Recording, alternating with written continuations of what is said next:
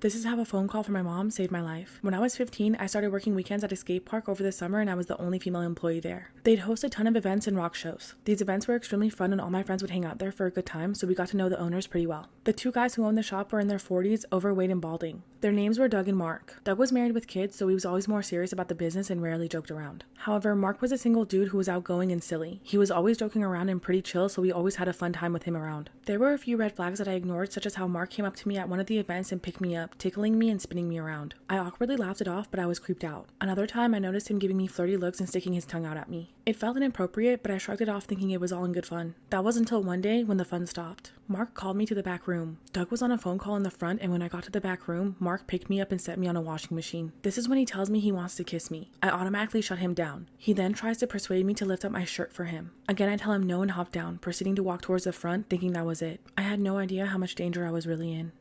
Part 2 of how a phone call from my mom saved my life. Doug opened the door and asked what we were doing, followed by asking if Mark showed me their butterfly collection. I awkwardly said no and walked out. Around 5 o'clock, Doug asked me to go with Mark to run some errands. All I could think about is how awkward the ride was going to be, as we hadn't talked since the incident. Mark drove us to the other side of town to my high school. We pull in the back parking lot on a Saturday. I asked what we were doing there and he said he was scouting for a new area for a skate park behind the school. He gets out of the car and motioned me to go with him. Then he leads me to an area with dense forest-like woods. He urges me to go with him into the woods, telling me to take his hand to show me the spot. At this point, I'm panicking and debating on making a run for it. That's when my cell phone rings and I quickly answer it. It was my mom and she asked if she could come pick me up early to go to dinner. With a sense of urgency, I tell her, yes, I'm at the high school, come get me now. I think she heard the fear in my voice because she made it there in 5 minutes. I told Mark my mom was on the way and I had to go, and he seemed pissed. He walked with me to the front and didn't say bye. My mom picked me up, asking if I was okay. I was in shock but said yes. I went straight home and quit that very day. I'm 100% convinced that he was planning to do something terrible to me in those woods.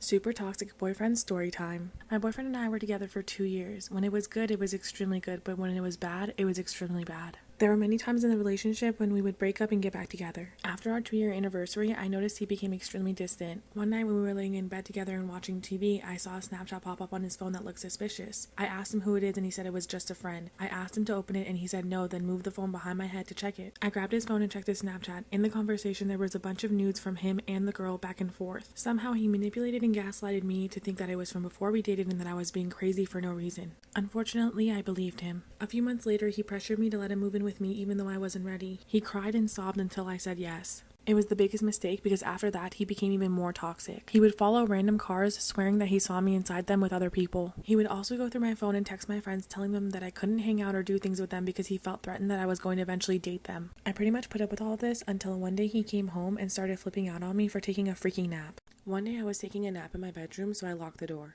My boyfriend wasn't home, but my roommates were and I was really tired, so I didn't want to be bothered. A couple hours later, my boyfriend gets home and starts banging on the door and announcing his arrival. You know those naps that you take and then you wake up and you have no idea what's going on for like 5 minutes? That was me. I told him to give me a second to come and open the door, but he started flipping out. For some reason, he thought that I was in there with someone else. When I opened the door, he busted in, slammed the door, and started screaming at me. He was going absolutely ballistic and calling me names. I tried to calm him down, but he grabbed me by my wrist and threw me on the bed. He held me down and kept screaming at me. That's when I broke up with him and told him to get out of the room. Later that day, he begged for us to talk. He laid on me and cried for 30 minutes. He just sobbed and asked me to take him back over and over again. I started having an anxiety attack and told him to get off of me, but he just kept crying and wouldn't let me go. After what felt like a lifetime, he let me go and I broke up with him for good. But for a while, he was relentless in trying to get me back. He would follow me home from work, cry and sob to take him back, and called his mom to tell me to take him back too. None of it worked and I'm happier than I've ever been now.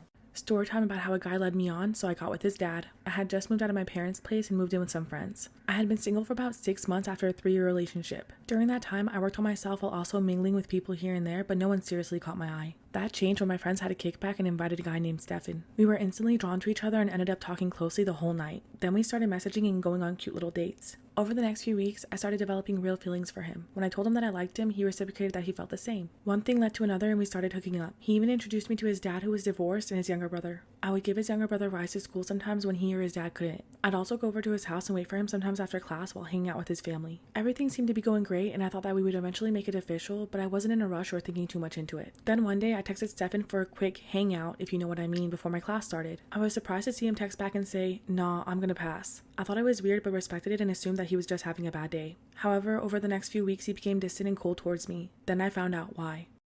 Part 2 of how a guy led me on, so I got with his dad. One morning, I woke up and texted Stefan the usual good morning text. When I didn't get a response all day, I just shrugged it off as him being busy. A short while later, I checked his story on Instagram and saw that he was with his coworker. When I clicked her tag and went to her profile, there was a picture of them together, kissing. I was hurt but mostly shocked. When I checked the post, it was clear that they recently started dating. He had commented a bunch of heart and kissing emojis under it as well. When I confronted Stefan, he acted like we were just friends and made me feel stupid for thinking there was anything there in the first place. I felt invalidated and crazy. Unfortunately, I had already told Stefan's dad that I would take his younger brother to school the next morning. When I showed up, his dad told me that he could actually take him. However, I asked to tag along since I was already there. After we dropped him off, we started talking about smoothies. Somehow, we ended up going back to their house and I made us smoothies. We were really getting along and spent the whole day together. The next night when Stefan wasn't home, we met up again. He made me dinner and we danced to some romantic music. I ended up hooking up with Stefan's dad that night. The next morning, I snapped a picture of us in bed and sent it to Stefan on Snapchat. He went ballistic and then I blocked him. I hooked up with his dad a few more times after that.